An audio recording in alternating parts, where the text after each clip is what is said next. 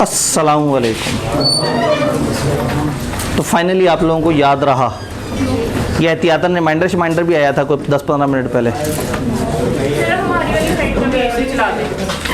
इस साइड पे क्या हो जाए? हाँ, तो ये आप इंतज़ामिया से कह सकते हैं, लेकिन इंतज़ामिया कहाँ है? इंतज़ामिया बाहर होगी।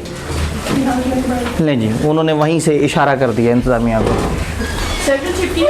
जी, बड़ा अहम सवाल है और बड़ा सनसनीखेज सवाल है। असल में आप लोगों को हमने ऑलरेडी धक्के से ज़रा जल्दी बुला लिया है, हमारे दिल पे भी इसका बोझ तो है। अब ऑलरेडी जल्दी बुला चुके हैं और उसके बाद एक पब्लिक हॉलीडे हो और उस दिन आपके अंदर जोश जज्बा ईमान जागता हो, लेकिन ऐसा ना हो कि आप लोग साने हैं 9 मई टाइप की कोई चीज़ रिपीट कर दें जोश में आके। तो ऐसे में अच्छा है पढ़ते रहे हैं, ज़रा माहौल बना रहे, ध्यान लगा रहे। नहीं, 23 मार्च देखें पब्लिक हॉलीडे है और अनलेस शदीद मजबूरी हो, मतलब मैं ये मानता हूँ कि पब्लिक हॉलीडे वाले दिन जो है ना लोगों को पढ़ाना मुनासिब नहीं है, लेकिन ये मेरी ज़ाती राय है। तो इस कैंपस की लोकल मैनेजमेंट ने तो ये कहा है कि ये इस पब्लिक हॉलीडे को हम पब्लिक हॉलीडे की तरह सेलिब्रेट करेंगे। दूसरे कैंपस की मैनेजमेंट जो है वो आप लोगों को दूसरे कैंपस वाले बता देंगे। ऑफ कर दिया तो बस, अगर मतलब इतना एक इम्पॉसिबल इवेंट हो गया तो फिर तो बाकी तो जो है ना वो लोग इतने जज्बाती नहीं होते। तो इसका मतलब है कि दोनों कैंपस में छुट्टी हो गई, कमाल हो गया। ठीक है, तो कल हमारी क्लास नहीं है। मैंने इनिशियली एहतियातन एक डिस्कशन सेशन रखा हुआ था ऑन सेफर साइड के, अगर आप लोग अचानक से बहुत जज्बाती हो गए कि नहीं सर अब जब हम आए हैं तो अब तो हमने पढ़ना ही पढ़ना है, अब चाहे 23 मार्च हो, चाहे 1 मई हो, चाहे जो मर्जी हो। लेकिन ठीक है, कोई बात नहीं, असल में अभी पहला वीक है और आहिस्ता आहिस्ता हम चीज़ों को देख रहे हैं, तो आपको ज़रा थोड़ा सा चांस मिल जाएगा। तो कल हमारी 23 मार्च को क्लास नहीं है इंशाल्लाह। आप लोगों को मौका मिलेगा कि इस चैप्टर में जो नॉलेज बेस एरिया है, याद है हमने कहा था कुछ नॉलेज बेस होता है और कुछ लॉजिकल होता है। चैप्टर 1 के 2 हिस्से बनाए थे कि नॉलेज बेस है कुछ और एक यूनिट था जो एप्लीकेशन बेस था। तो इस हफ्ते हमने जो पढ़ा है या जो आज एंड तक पढ़ेंगे वो सारा नॉलेज बेस है, जहाँ से स्ट्रेट फॉरवर्ड सवाल आते हैं, को बहुत ज़्यादा घूमे हुए पेचीदा सवाल नहीं आते। लेकिन नेक्स्ट वीक इंशाल्लाह जो पढ़े होंगे उधर से सवाल हमेशा ही बहुत पेचीदा आता है, तो उधर हम कम सफ़े पढ़ेंगे लेकिन उसको बहुत अच्छी तरीके से प्रैक्टिस कर रहे होंगे पूरे वीक में इंशाल्लाह ताला। तो तैयार हैं आप लोग? कुछ पढ़ा आप लोगों ने कल? ये आईफेक, आईएसबी और मजाकिया सी बातें हमने की कि एक बड़ा प्रोफेशनल सा एक इदारा है आईफेक। आईफेक कैसे बना वो हमने एक स्टोरी देखी, लेकिन बहरहाल वही बात है कि ऐसी स्टोरियाँ जो है ना इससे ज़रा प्रोफेशनलिज्म पे दाव पे लग जाती है। इदारे ऐसे ही बनते हैं, हमारे सामने तो बड़े बड़े फॉर्म में आ रहे होते हैं ना आज इदारे, कभी ना कभी बेचारे ऐसे ही गुर्बत में बने होते हैं, कभी ना कभी वो ऐसे ही देसी तरीके से इस्टेब्लिश हुए होते हैं। तो आईफेक क्या है समझ आता है? International federation of accountants. ये इनके क्या गराज़ व मकासद हैं? अकाउंटेंट्स को एक झंडे तले जमा करना, स्टैंडर्डाइजेशन लेके आना, लोगों को डिफरेंट तरह के स्टैंडर्ड्स देना, अकाउंटेंट्स की एजुकेशन एथिक्स वगैरह पे काम करना। आईफेक समझ आता है? आईफेक के अंदर 4 बोर्ड्स के नाम आपने जहन में बिठा लिए? पक्की बात है। आज जुम्मा ना होता तो मैं ज़रूर थोड़ी सी जसारत करता, किसी से पूछता, ज़रा थोड़ा सा फन टाइम करते 4-5 बोर्ड्स के नाम पे, लेकिन आज दामने वक्त में गुंजाइश कम है। तो आई होप कि वो 4 बोर्ड्स आपको समझ आए। उनमें से एक जो हमारे सबसे काम का बोर्ड है वो कौन सा है? IASB, जिससे हमने अपने ऑडिट में डील करना है। IASB किस चीज़ का एब्रिविएशन है? ठीक हो, ये इदारा क्या काम करता है?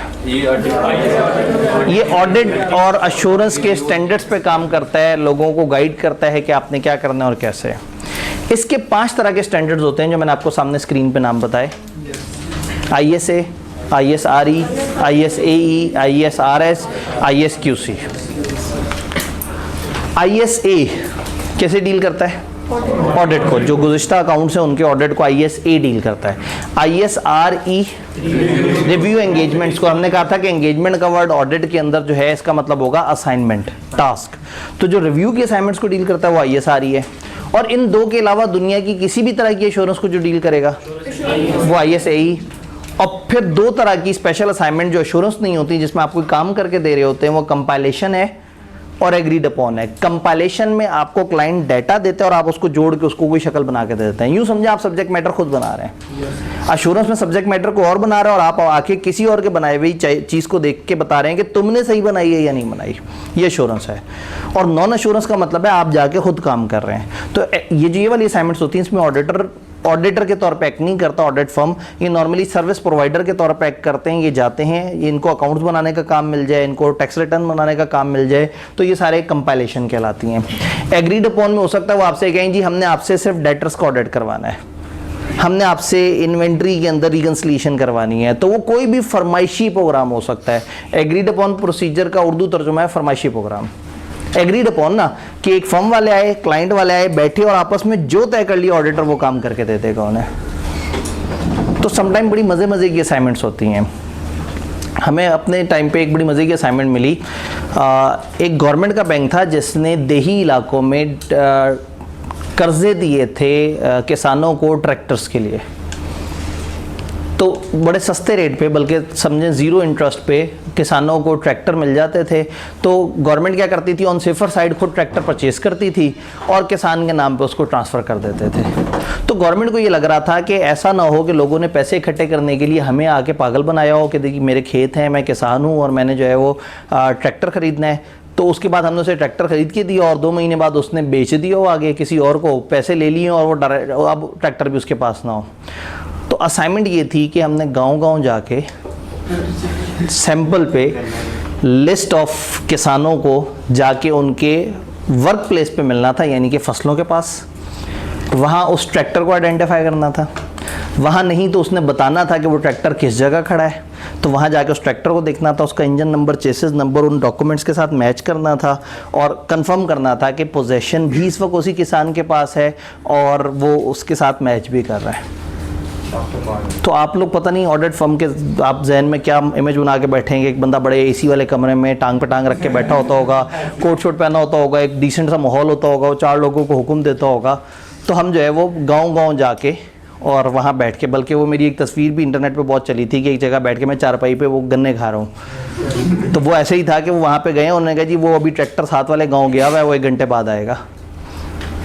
तो इस तरह की असाइनमेंट, और ये तकरीबन 2.5-3 महीने की असाइनमेंट थी जिसमें हमारा सिर्फ यही काम था कि गांव-गांव जाके देखना है कि वो ट्रैक्टर जो है वो सही हाथों में है या नहीं। तो इसलिए जो है ना ये जो रिलेटेड सर्विस है ना इसमें कुछ भी निकल सकता है अंदर से।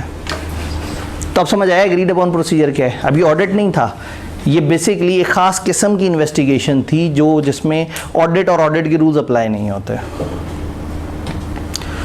एक दोस्त का हम काफ़ी मजाक उड़ाते होते थे कि उसको असाइनमेंट मिली थी लाहौर ट्रांसपोर्ट कंपनी की तरफ से कि इनकी बसों में घुस के देखना है कि लोगों के पास टिकट है या नहीं।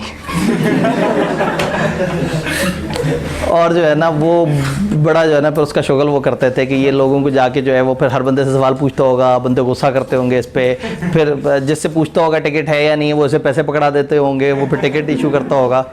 तो बहरहाल इसी तरह से कभी बोतलें गिनने की असाइनमेंट। अब पता लगा जी रियाज बॉटलर्स ने वो फर्म को बुलाया और 40 बच्चे वहाँ पे बैठे हुए हैं और बोतलें गिन रहे हैं। तो मतलब आपके जहन में अभी तक ना वो जब तक आप छोटे थे तब तक हम आपको जो है ना ज़रा प्यारा प्यारा सा वर्जन बताते थे। अब बड़े हो गए हैं, अब आप जो है बर्दाश्त कर सकते हैं इस गमगीन खबर को। तो जाहिर है चार्टर्ड अकाउंटेंट को जो भी काम मिलेगा वो करेगा। जनरली इस असाइनमेंट में ना अच्छा खासा बाजार हो के हम अपने मैनेजर से कहते थे सर हम ये क्या कर रहे हैं, मतलब ये काम तो 5वीं पास भी आके कर सकता है कि देखो ट्रैक्टर खड़ा है, ट्रैक्टर का इंजन नंबर देखो, देखो टिक लगाओ और चले जाओ। तो वो मैनेजर ने कहा कि जी अगर क्लाइंट हमें पैसे दे तो हम तो डांस करके भी दिखा दें। भाई हम सर्विस प्रोवाइडर है, हमें पैसे दे रहा है क्लाइंट, ठीक है भाई तुम्हारा ट्रेनिंग गुजर रही है ना, तुम्हें क्या मसला है, तुम्हें स्टाइपेंड मिल रहा है, जो हम तुम्हें काम दे रहे हैं करो। तो बहरहाल तो आपने फिर तैयार रहना है हर तरह के काम के लिए। तो खैर, और ये मैं किसी बहुत छोटी सी फर्म का जिक्र नहीं कर रहा, ये फर्गूसन से आर्टिकल्स हैं, तो वो मतलब फर्गूसन का जिक्र हो रहा है। तो आपके जहन में जो इमेज बने होते हैं ना बड़ी फर्म, पता नहीं क्या कल्चर और इस तरह से करके, तो काम करना होता है वो हर जगह हर माहौल में होता है। तभी तो हमारा फर्म से निकला हुआ बंदा इतना मजबूत हो चुका होता है कि उसे जो मर्जी काम कहता है वो बेहतरीन कर लेता है। तो एक बंदे ने सीए इंटर किया हुआ और उसके साथ 10 साल का तजर्बा हो, लेकिन आर्टिकल्स नहीं किए, और एक ने सीए इंटर के साथ आर्टिकल्स कर लिए हैं। जो आर्टिकल्स किए हुए वाले बंदे की मार्केट में एक्सेप्टेंस बहुत ज़्यादा है, क्योंकि उसने इतने रगड़े खाए होते हैं कि वो बड़ा एक मंझावा रिसोर्स बन जाता है, एक अच्छा गुलाम। चलें वापस इधर आते हैं। ये हमें समझ आ गई, रिलेटेड सर्विस अब समझ आई? कुछ भी हो सकता है इसमें। ISQC हमने कहा था क्वालिटी कंट्रोल, ये तमाम जगह पे क्वालिटी अच्छी किस तरह से होगी इस चीज़ को हम इसमें कंसिडर कर रहे होते हैं। इन पांचों में कोई कन्फ्यूजन? ये बात समझ आई थी। फिर थोड़ा सा आगे गए, एक स्टैंडर्ड में क्या एरियाज होते हैं, इंट्रोडक्शन होता है, डेफिनेशन होती है, शुरू में रिक्वायरमेंट शेल के साथ लिखी होती हैं, कुछ किताबी सी बातें इन्होंने की हुई थी, और स्टैंडर्ड को इशू करने का प्रोसेस भी आपने देखा, असल वाला जो किताबों में असल प्रोसेस दिया हुआ है वो आपने पढ़ा। मैंने आपको थोड़ी सी उसकी पीछे स्टोरी बता दी थी कि चालाकी होती कैसे है, लेकिन आपने ये प्रोसेस पढ़ा। मुझे बताइए कल के लेक्चर से रिलेटेड कोई सवाल, कोई बात, कोई लाइन ऐसी जो नहीं समझ आई, कोई ऐसी बात जो ज़्यादा समझ आ गई? ये क्वालिटी जो है ये आपने कहा था कि मैं बुक से देख के बताऊंगा। जी जी बिल्कुल, मैं ये आपको बुक से देख के बताऊंगा, मैंने यही कहा था। तो आज रात इंशाल्लाह ताला इसके ऊपर जो है मैं काम करूंगा, क्योंकि अब ICAP की किताबों का उन्होंने वो बता दिया, और मैंने अब आज रात सारी अपनी बुक्स को रिवैम करके और उसको अब इंशाल्लाह कल प्रिंटिंग के लिए भेज देना है। तो आज रात ये मेरा इसमें प्रोसेस का हिस्सा है इंशाल्लाह। जी डिसएडवांटेजेस, डिसएडवांटेज या एडवांटेज? अच्छा, लिमिटेशन का पॉइंट नंबर 2 दिखाइए। लिमिटेशन में point number 2, disruption cost to company staff during the audit.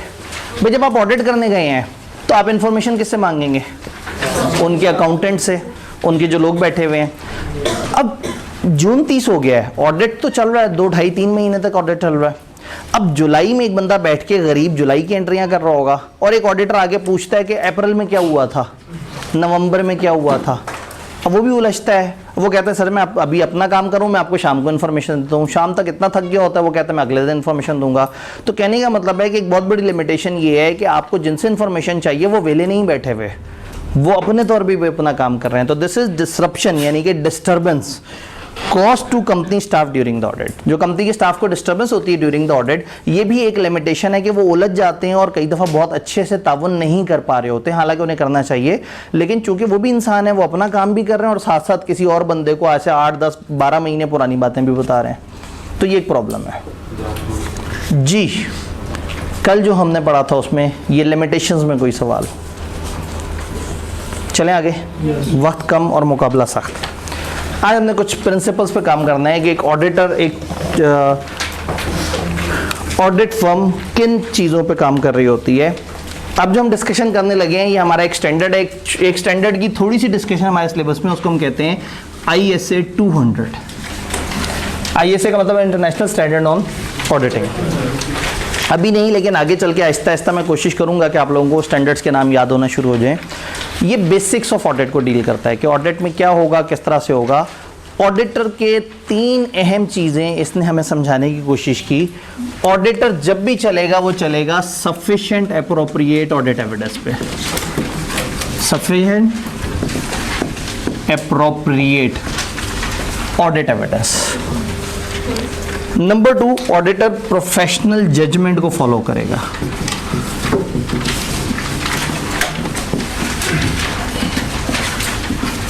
Number 3, professional scepticism को फॉलो करेगा।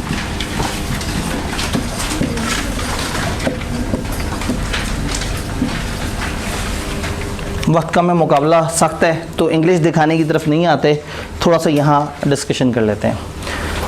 ऑडिटर जब भी ऑडिट एविडेंस हासिल करेगा दैट मस्ट बी सफिशिएंट और एप्रोप्रिएट। सफिशिएंट का मतलब क्या होता है? काफी। एप्रोप्रिएट मुनासिब। तादाद का यूनिट सफिशिएंट, तादाद क्वांटिटी में अच्छा होना चाहिए, और एप्रोप्रिएट क्वालिटी। तो ऑडिट एविडेंस क्वांटिटी में और क्वालिटी में अच्छा होना चाहिए। कहानी यहाँ ख़त्म नहीं होगी, हम आगे चल के चैप्टर 4 में इसके ऊपर बहुत ज़्यादा डिटेल से भी डिस्कशन करेंगे। लेकिन स्टैंडर्ड ऑडिटर को सिखा रहा है कि जब जब भी आपने ऑडिट करना है तो ऐसा ना हो कि आप कच्चे पक्के थोड़े से एविडेंस के ऊपर अपनी ओपिनियन बना लें। आपको जो एविडेंस मिले वो क्वांटिटी वाइज भी अच्छा होना चाहिए और क्वालिटी वाइज भी अच्छा होना चाहिए। मैं क्वांटिटी और क्वालिटी की एग्जांपल दे देता हूँ। फॉर एग्जांपल मैं क्लास में आऊँ और आपको पढ़ाते पढ़ाते अचानक से रैंडमली एक बच्चे से पूछूं कि हाँ भाई ऑडिट की क्लास में रमज़ान में नींद तो नहीं आ रही होती? उन्होंने कहा सर नींद तो बहुत आ रही होती है, फॉर एग्जांपल। अच्छा, पहले ऐसे रमज़ान हुआ करते थे जिसमें दोपहर के करीब लोगों को नींद आती थी। अब हाँ, अब क्या होता है कि लोग सहरी तक जागे हुए होते हैं। सहरी के बाद वो ऐसा सोते हैं कि वो FR2 की क्लास में भी नहीं पहुंचते। वो बेचारी ऐसी गुर्बत ज़्यादा हो गई है हमारी क्लास सुबह सुबह की 8 बजे कि वो होता है कि यार ये हुआ क्या है, तो वो बच्चे सोते ही रह जाते हैं। जैसे एक बच्चे ने वो उसमें भी डाला हुआ था फेसबुक पे भी कि जी वो मैं सोया तो मैं तो सोता ही रह गया और पेपर वाले टाइम पे उठा ही नहीं। तो समटाइम लोग इतने जज्बाती हो जाते हैं कि इतनी अहम दिन भी सोते रह जाते हैं। तो इसलिए अब आप चूंकि सो के ही अच्छा खासा तसल्ली से उठते हैं, तो हम बड़े हैरान थे। ऑडिट गरीब पेपर है और FR2 अमीर पेपर है। FR2 में हमारे पास फिजिकल एनवायरनमेंट 250 के करीब थी और यहाँ तकरीबन 150 से पौने 200 के दरमियान थी। तो हमारा ख्याल था कि उधर तो लुट मच जानी है, और ऑडिट पहले ही ज़रा गरीब पेपर है, ज़रा थोड़ा सीनियर पेपर है, मैच्योर पेपर है, आगे वाला आने वाला, तब तक बच्चा इतना सियाना ज़रूर हो गया होता है, कहता है मैं छुट्टी कर लूँगा, ऐसा क्या नुकसान हो जाना है मेरा। तो उल्टा हिसाब हुआ कि ऑडिट में लोग आना शुरू हो गए और R2 में नहीं आए। तो उसमें ना टीचर की कोई मोहब्बत थी ना सब्जेक्ट की मोहब्बत थी। कमाल ये था कि आप तसल्ली से नींद लेके, अब घर वालों ने भी कहा यार निकलो बाहर, या हॉस्टल में भी पड़े पड़े अब कमर दुखना शुरू हो गई सो के, तो आपने कहा चलो जाके ऑडिट की क्लास ले लेते हैं। तो ऑडिट की क्लास इस टाइम पे होने से ऑटोमेटिकली एक एज मिल गया कि ऑडिट को आपने ज़रा ज़्यादा तवज्जो देनी शुरू कर दी FR2 की निस्बत। आप में से पता नहीं कितने ऐसे होंगे जो आज भी FR2 की क्लास उन्होंने सुबह अटेंड नहीं की होगी। चेहरों पे जो मुस्कुराहट और जो वो नज़र आ रहा है ना, बेईमानी नज़र आ रही है, उससे साफ जाहिर है। तो बच्चे से पूछा नींद तो नहीं आती? उसने कहा सर बहुत नींद आती है। तो मैं कहूँ लो जी, on the basis of sample मैं इस नतीजे पे पहुँचा हूँ कि ऑडिट की क्लास के बच्चों को क्लास में नींद आती है। क्या ये मुनासिब बात है? मैंने इतने सारे बच्चों में से एक बच्चे से पूछा कि तुम्हें ऑडिट की क्लास में नींद आती है नहीं आती? तो एक इतना बड़ा सैंपल नहीं है कि मैं एक बड़ी क्लास को उस एक बच्चे के सैंपल के ऊपर वो कर लूँ। हाँ, अगर मैं कोई 15-20 बच्चों से पूछता तो फिर मज़ा भी आता। तो ऑडिटर ने एविडेंस जब हासिल करना है तो तादाद वाइज सफिशेंट ज़रूर होना चाहिए, याद रहेगा। यस। फिर एप्रोप्रिएट होना चाहिए, मुनासिब हो। तादाद में 15। मैंने क्या किया, मैंने कमती लोगे 15 बच्चों से पूछा हाँ भाई ऑडिट में नींद आती है? मैं कहा जी सर। मैं कह लो 15 के 15 बच्चों ने कह दिया जी सर। अब तो सफिशिएंट था, अब क्या गड़बड़ है इस एविडेंस में? एप्रोप्रिएट नहीं है, सही लोगों से नहीं पूछा गया, सही तरीके से नहीं पूछा गया। तो इसका मतलब है कि एविडेंस क्वांटिटी में भी अच्छा होना चाहिए, क्वालिटी में भी अच्छा होना चाहिए। ऑडिटर जहां से हासिल करे वो जगह भी अच्छी होनी चाहिए, तादाद भी अच्छी होनी चाहिए, सैंपल साइज भी बेहतर होना चाहिए। तो अगर आपने ओपिनियन बनाना है तो इनसफिशिएंट एविडेंस पे नहीं, सफिशिएंट एविडेंस पे बनाना है। तो ये कॉमन प्रिंसिपल है जो थ्रू आउट ऑडिट में चलता रहेगा कि आपने हमेशा सफिशिएंट और एप्रोप्रिएट एविडेंस के मुताबिक ऑडिट करना है। डन? फिर आता है हमारा दूसरा concept, professional judgement. In addition to मिला हुआ एविडेंस आप एक इजाफी चीज भी लेके चल रहे होते हैं जिसको हम कहते हैं प्रोफेशनल जजमेंट। मैं एक एग्जांपल देता हूं। एक ऑडिटर आया, या आप ऑडिटर हैं, आप हमारे पास आए, आप SBI का ऑडिट करने आए। आपने कहा सर ये इस AC की यूज़फुल लाइफ क्या है, इस AC की डेप्रिसिएशन क्या है? हमने कहा जी आपको पता है ये AC 40 साल इसकी यूज़फुल लाइफ होती है, तो इसकी पर ईयर डेप्रिसिएशन है 5000। ये 2 लाख रुपए का AC है और 40 साल इसकी यूज़फुल लाइफ है, तो हम लोग एक साल में 5000 रुपए को एलोकेट करेंगे। आप मान जाएंगे? क्यों? क्यों? देखें आपकी अपनी ज़िंदगी भी 40 साल की नहीं है, हो सकता है AC चल जाते हैं 40 साल, नहीं चलते ना। ये आपको क्या SBI की एसीओं को देख के पता लगा है? नहीं, ये आपको पता है। कैसे पता है? क्या आपने कोई ऐसी क्लास पढ़ी है? क्या ऐसी कोई किताब पढ़ी है? ये आपकी जजमेंट है, ये आपका अंदाज़ा है। आपको रफली पता है कि आपके घरों में लगे हुए AC अगर 10-11 साल के हो गए हैं तो वो खांसियाँ करना शुरू हो गए हैं, वो उनके फ्लैपर पटकना शुरू हो गए हैं, उसमें से पानी गिरने शुरू हो गए हैं, घर वाले आवाज़ आ रहे हैं, उसको बदलने के बारे में सोच रहे हैं। तो समहाउ कहीं ना कहीं आप सोचते हैं कि 15 साल बहुत बड़ी लाइफ होती होगी AC की। तो ये चीज़ किताब से नहीं आई, ये चीज़ रसीद से नहीं आई, ये कहाँ से आई है? आपकी जजमेंट से। फॉर एग्जाम्पल मैं ऑडिट पढ़ाते हुए आपसे कहूँ बच्चों ये सब्जेक्ट तो बड़ा अहम है लेकिन आपने कभी भी घर जाके नहीं पढ़ना, ये खुद ही से हो जाएगा। तो चाहे मेरे पे आपको जितना मर्जी यकीन हो, आप कहेंगे नहीं भाई मेरी जजमेंट ऐसा नहीं कहती है, सीए का पेपर है, कोई तो वैरायटी होगी इसमें, इतना भी लुट नहीं मची हुई कि बस इसको मैं बस क्लासें अटेंड कर लूँ और सब कुछ ज़बरदस्त हो जाए। तो ये चीज़ आपने कैसे एक्वायर की है? आपने ज़िंदगी में टाइम लगाया, आपने मुख्तलिफ सब्जेक्ट पढ़े, आपने सीए के मिजाज को देखा, आपने आईकेएप के मिजाज को देखा, और वो करने के बाद अब आपके जहन में एक क्राइटेरिया बन गया। ये वो क्राइटेरिया है जो तालीम से नहीं आया है, ये एक्सपीरियंस से आया है। तो ऑडिटर ने एविडेंस तो देखना ही देखना है लेकिन साथ में अपनी जजमेंट को भी लेके चलना है। देखिए इसका तो एविडेंस ही कोई नहीं है। क्लाइंट से आप पूछेंगे वो कहेगा 40 साल यूजफुल लाइफ है, यूजफुल लाइफ का तो एविडेंस ही कोई नहीं होता। आप कहेंगे देखो जी एसी तो 12 साल में खत्म हो जाते हैं, कहेगा ये नए तरह ज़माने का एसी है 40 साल चलता है। अब 40 साल गुजरेंगे तो पता लगेगा ना। लेकिन आपकी जजमेंट ये ज़रूर कहती है कि इलेक्ट्रॉनिक्स ये किस तरह की चीज़ हो जो मर्जी तूफानी बना दें, 40 साल बहुत बड़ी गेम है।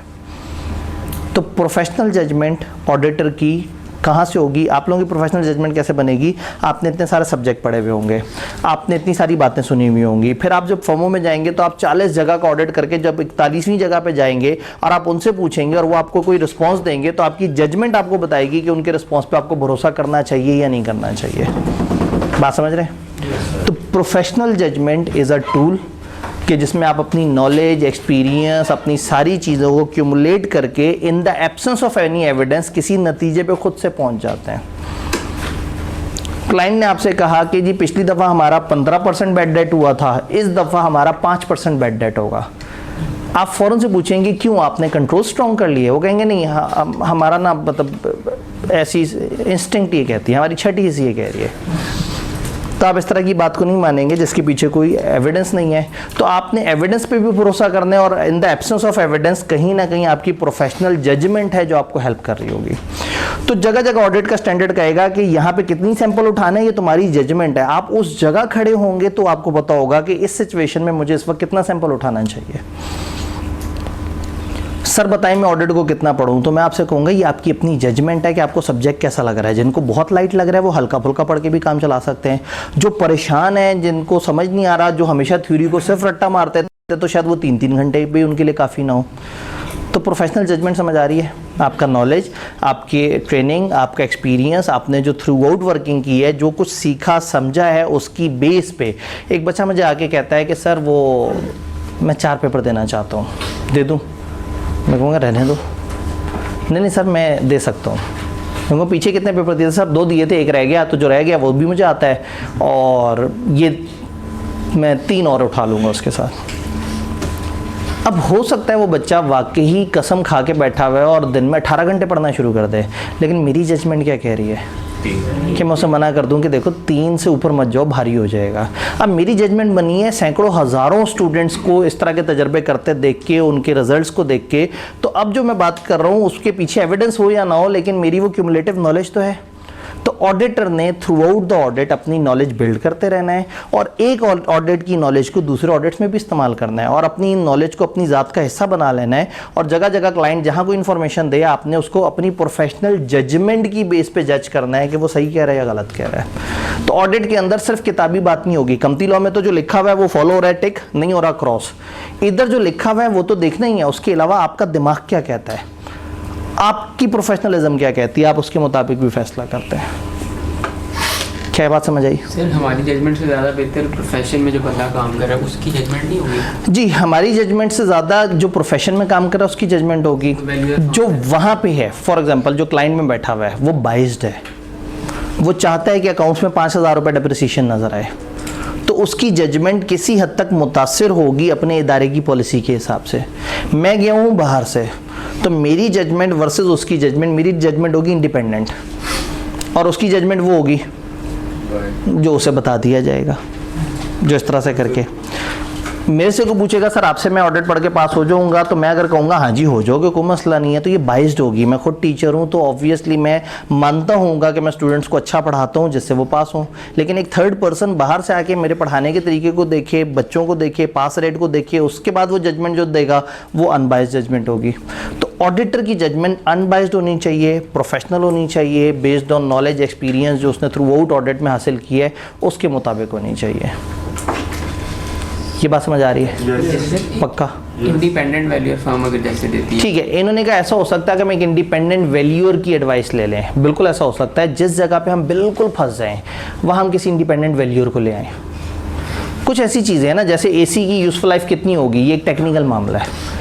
इस तरह का टेक्निकल मामला जिसमें मेरी अपनी नॉलेज भी फ्लॉप हो जाए, मैं एक एक्सपर्ट को भी लेके आ सकता हूँ। चैप्टर नंबर 12 में हम एक स्टैंडर्ड पढ़ेंगे ISA 620, वो बताएगा कि कब ऑडिटर कुछ पेचीदा चीज़ों में एक एक्सपर्ट को लेके आता है, फिर उस एक्सपर्ट की राय का ख्याल रखता है। तो हम एक्सपर्ट भी ला सकते हैं, लेकिन हम हर चीज़ में एक्सपर्ट नहीं ला सकते। हमने through out the course of audit कहीं ना कहीं अपनी जजमेंट ज़रूर जहन में रखनी है।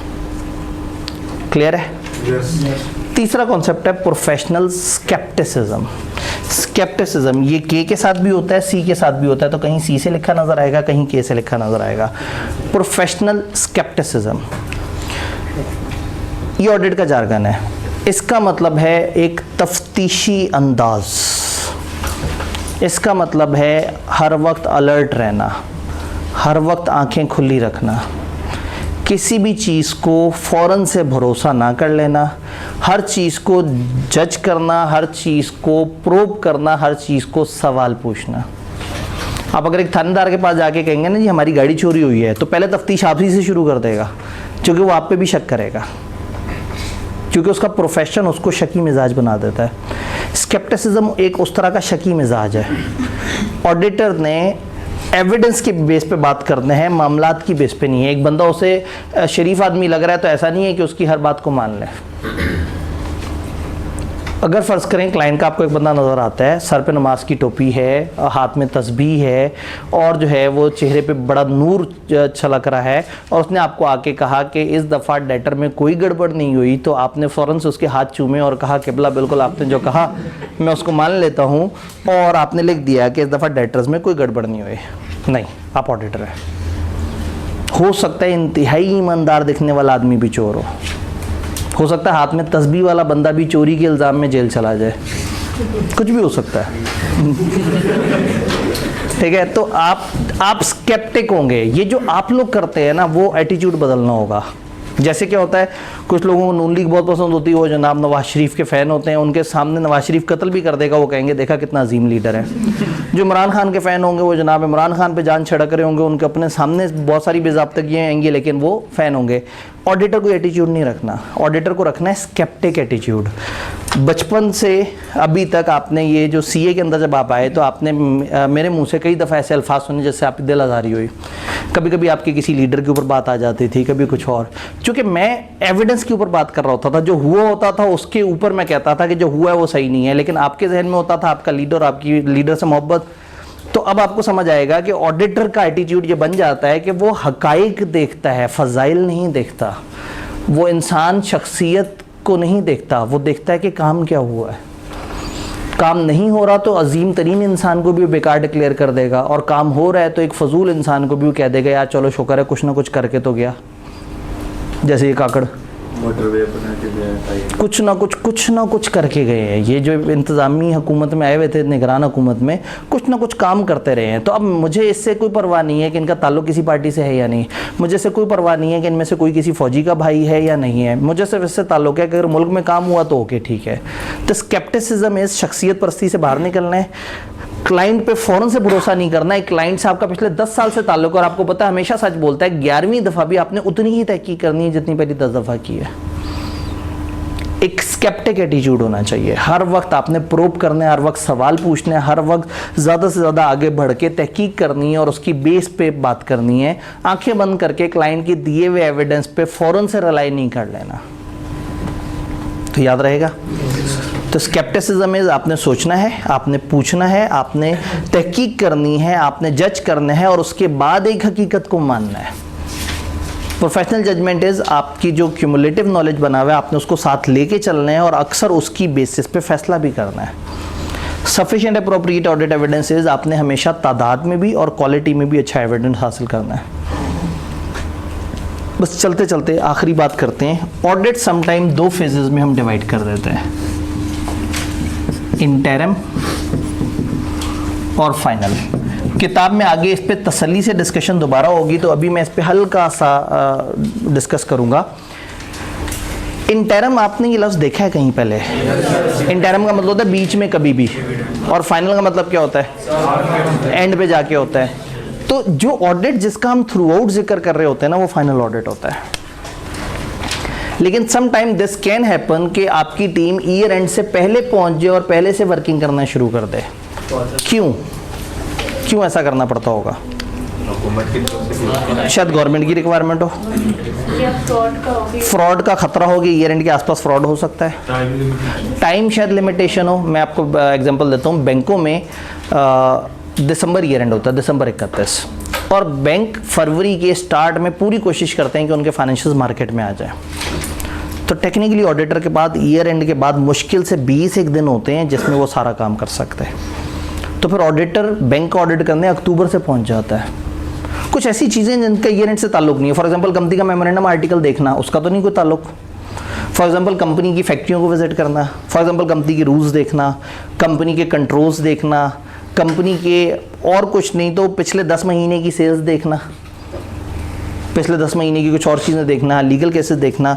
तो समटाइम क्या करते हैं आप, for the purpose of facilitation, for the purpose of load management, आप कुछ ऑडिट का काम पहले से आके शुरू कर देते हैं। क्लाइंट से बहुत सारी मीटिंग्स, बहुत सारी चीज़ों को डॉक्यूमेंट करना, बहुत सारी चीज़ों की लिखत पढ़त करना, फाइलें बनाना, करस्पॉन्डेंस करना, अपने सॉफ्टवेयर को सेट करना, सॉफ्टवेयर में फील्ड्स बनाना।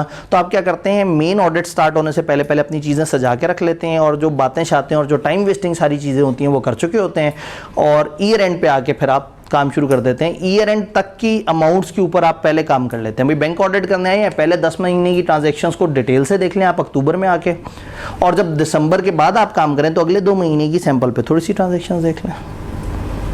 तो सम टाइम हम क्या करते हैं, हम ऑडिट को 2 फेज में डिवाइड कर देते हैं, फाइनल, इंटरम ऑडिट पे आके अंडरस्टैंडिंग वाले काम, टाइम वेस्ट होने वाले काम, डॉक्यूमेंटेशन वाले काम, फाइलिंग वाले काम, सिस्टम की अंडरस्टैंडिंग, सिस्टम की चेकिंग, कंट्रोल्स, टेस्टिंग, ये सारे काम पहले कर लिए। और जो मेन हमारे सब्सटैंटिव प्रोसीजर हैं जिसमें हमने चेक करना है कि चीज़ें एक्यूरेट हैं या नहीं है, ईयर एंड पे क्या हुआ था, ईयर एंड की वैल्यूज़ क्या बनी थी, वो सारा काम कर लें फाइनल ऑडिट पे। तो दिस कैन हैपन कि हम ऑडिट को इन 2 फेजेस में डिवाइड कर दें। अभी हम इसको पढ़ तो लेंगे, लेकिन जब हमने आगे सारे प्रोसीजर्स पढ़े हुए होंगे तो फिर मैं उस वक्त आपको जाके बताऊंगा चैप्टर नंबर 3 में, जो हमारा सबसे आखिरी चैप्टर होगा इंशाल्लाह। उस वक्त मैं आपको बताऊंगा कि देखो अभी तक जो हमने प्रोसीजर पढ़े, इंटरिम में ये 5-6 प्रोसीजर्स, फाइनल में ये 2-3 प्रोसीजर्स। अभी चूंकि हमने प्रोसीजर्स की जंग समझी ही नहीं है, तो फिलहाल एक बेसिक कॉन्सेप्ट है कि एक ऑडिट को 2 हिस्सों में आप तोड़ देते हैं और एक बड़ा लोड शिफ्ट कर देते हैं इंटरिम यानी बिफोर ईयर एंड, और थोड़ा सा पोर्शन ले जाते हैं फिर आप ईयर एंड के ऊपर। लेकिन अगर आप ऑडिट करने आ ही ईयर एंड पे रहे हैं और उसके बाद काम कर रहे हैं तो वो हमेशा फाइनल ऑडिट कहलाएगा। इंटरिम ऑडिट का ये मतलब नहीं कि आप सिर्फ इंटरिम पे काम करेंगे और फाइनल पे काम नहीं करेंगे। आप इंटरिम पे काम करने के बाद फाइनल में आके उसको कंप्लीमेंट कर रहे होंगे। क्या बात समझ आ रही है? जल्दी से इंटरिम, फाइनल ऑडिट और इनकी मोटी मोटी डेफिनेशन आपको दिखा के फिर छुट्टी की तरफ चलते हैं ताकि मजीद टाइम हो ना हो। जल्दी से डेफिनेशन देखते हैं। Professional scepticism, an attitude that include a questioning mind, being alert to condition which may indicate possible misstatement due to error fraud. हर वक्त अलर्ट रहना है कि कहाँ एरर हो सकता है, कहाँ फ्रॉड हो सकता है, क्वेश्चनिंग माइंड रखना है, क्रिटिकल असेसमेंट करनी है ऑडिट एविडेंस की, हर चीज़ की जांच पड़ताल करनी है, हर चीज़ को तनकीदी नज़र से देखना है, हमेशा आंखें खुली रखनी है, किसी पे फ़ौरन से भरोसा नहीं करना, जांच पड़ताल, तहकीक, एविडेंस का जायज़ा लेने के बाद ओपिनियन बनाना है। Clear? Professional judgement, application of relevant training, knowledge and experience within context provided by auditing, accounting and ethical standard। Audit और accounting standard जो आपने पढ़े हुए और जो ethics के standard आप पढ़ रहे होंगे, इन सबको जहन में रखते हुए जो आपकी ट्रेनिंग है, जो आपका नॉलेज है और जो आपका एक्सपीरियंस है, उन सबको इस्तेमाल करना है about the course of action that are appropriate in circumstances of audit. Audit के दरमियान कब, कहाँ, कौन सा फैसला करना है, उसमें जब आप अपनी नॉलेज, ट्रेनिंग और ये सारी चीज़ों को अप्लाई कर रहे होंगे तो ये कहलाएगी professional judgement. Sufficient appropriate audit awareness क्या था? सफिशिएंसी क्वांटिटी को कहते हैं और अप्रोप्रिएटनेस क्वालिटी को कहते हैं। तो आपने सफिशिएंट और अप्रोप्रिएट ऑडिट अवेयरनेस पे बात करनी है। इस पे बहुत डिटेल से हमारी आगे चैप्टर 4 में भी बात होनी है इंशाल्लाह। जल्दी से इंटरम फाइनल ऑडिट को भी देख लेते हैं। Audit field work is typically performed in 2 phases, interim और फाइनल। इंटरम में क्या होता है? This is perform before the end of accounting period and may include discussion with staff and management, ताकि ऑडिटर की अंडरस्टैंडिंग एंटिटी और उसकी environment की बढ़े, ताकि वो अपने ऑडिट को ज़्यादा बेहतर प्लान कर ले। Recording information about internal control, जो इंटरनल कंट्रोल्स वगैरह उनकी थोड़ी सी इन्फॉर्मेशन आप नोट कर लेंगे कि उनके क्या निज़ाम है, किस तरह से हैं। Perform some preliminary control testing और सब्सटेंटिव। प्रिलिमिनरी का मतलब होता है बुनियादी, बेसिक। तो उन्होंने कहा बेसिक से कुछ कंट्रोल्स को टेस्ट कर लें और थोड़े से सब्सटेंटिव। सब्सटेंटिव कहते हैं ज़रा आगे वाले प्रोसीजर को जो एंड पे लगाते हैं, थोड़े से प्रोसीजर्स लगा दें और बाकी अंडरस्टैंडिंग वगैरह पे ज़रा ज़्यादा फोकस करें। तो फाइनल में क्या होगा? This is performed after the year end when draft financial statements are available. Year end के बाद जब फाइनेंशियल स्टेटमेंट्स आपके सामने आ जाती हैं, ड्राफ्ट जो उनकी तरफ से एक वर्जन होता है, उसमें फुल ईयर के बैलेंस होते हैं। तो normally interim audit work is perform by fewer but more senior staff. Final audit is then much longer and involves the whole audit team. तो इंटरम ऑडिट में आपने 2-3 बंदे भेज दिए सियाने किस्म के, जिन्होंने मोटी मोटी बातें समझ ली, और जब फुल ऑडिट शुरू हुआ, फाइनल ऑडिट, तब आप ज़्यादा बड़ी टीम ले गए और उसमें सीनियर जूनियर हर तरह के बंदे ले गए। तो बस ये इंट्रोडक्शन ही है, यानी इस चैप्टर में आपने इंट्रोडक्शन। बाकी आप किताब में देखेंगे तो प्रोफेशनल स्केप्टिसिज्म या प्रोफेशनल जजमेंट की यूजेस वगैरह भी आपको नज़र आएंगे। अभी वक्त थोड़ा सा ज़्यादा कम है, तो मतलब उसकी बस इंग्लिश मैंने नहीं दिखाई, लेकिन वो आपके सामने हैंडआउट्स में मौजूद है, आप देख रहे हैं। तो ऊपर इसमें आपने क्या करना है, ओवरऑल ऑब्जेक्टिव इंडिपेंडेंट ऑडिटर में शुरू में 2 पैराग्राफ दिए हुए, उनको बस सिर्फ पढ़ लेना है। उसमें नीचे ही चीज़ों का इंट्रोडक्शन दिया हुआ है। ये 3 डेफिनेशंस दी हुई हैं, इनको अच्छी तरह से दोबारा देख लेना है। और नीचे एग्जाम्पल स्केप्टिसिज्म और यूज प्रोफेशनल जजमेंट के दिए हुए हैं, ये अभी हम नहीं देख सके वक्त की कमी की वजह से। इसे आपने देखना है। हर अगले दिन सवाल पूछने का ऑप्शन तो है, इसमें से जो लाइन जो बात नहीं समझ आ रही वो आप पूछ सकते हैं। नेक्स्ट पेज पे इंटरम एंड फाइनल ऑडिट की डिस्कशन है, वो पढ़नी है। उसके नीचे एक स्कोप ऑफ ऑडिट है, उस पर मैंने ट्यूटर नोट दिया हुआ है कि जब हम ऑडिट को ज़रा ज़्यादा बेहतर समझ लेंगे तो ये जो नीचे वाली बातें हैं थोड़ी सी और समझ आ जाएंगी। ये तो उन्होंने ऑडिट की एक समरी सी दी है, तो ये नीचे वाला पोर्शन अभी आपने नहीं पढ़ना है। यानी कि मैंने आपको अभी तक जितना हम यहाँ तक पहुँचे हैं, हम लोगों ने जो चीज़ छोड़ी है वो एक जगह रिस्पॉन्सिबिलिटी ऑफ मैनेजमेंट एंड दोस्त गवर्नेंस है, और एक जगह स्कोप ऑफ ऑडिट छोड़ा है, और देन एक पूरा यूनिट है जो अभी हमने नहीं किया, जो है स्टैच्यूटरी ऑडिट, पेज 5 पे। ये यूनिट हमारे अगले वीक का है, इसमें डाटा ज़्यादा नहीं है, लेकिन हम इस पे पूरा हफ्ता लगाएंगे इसको समझने की और इसके पास पेपर्स की प्रैक्टिस के लिए।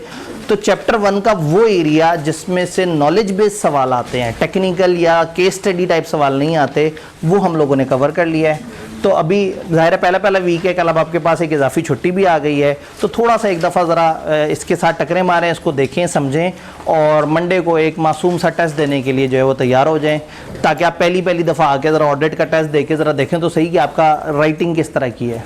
तो हमने जो पढ़ा है वो नॉलेज बेस है, लेकिन हो सकता है हम एक आध सवाल थोड़ा सा टेढ़ा करके बना दें, ताकि ज़रा देखें कि सीधे वाली एरिया में से भी आप टेढ़ा जवाब दे सकते हैं, नहीं दे सकते। संडे को क्लास संडे को नहीं,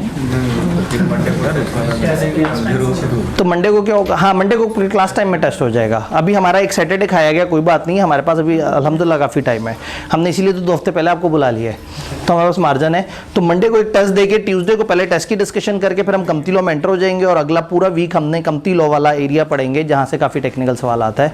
इससे पहले कि आप लोग जुम्मा मेरे ऊपर डाल दें, तो ठीक है जी, फिर मिलते हैं इंशाअल्लाह ताला। मंडे को एक प्यारा सा टेस्ट, और सैटरडे आप लोगों का इस दफ़ा का सैटरडे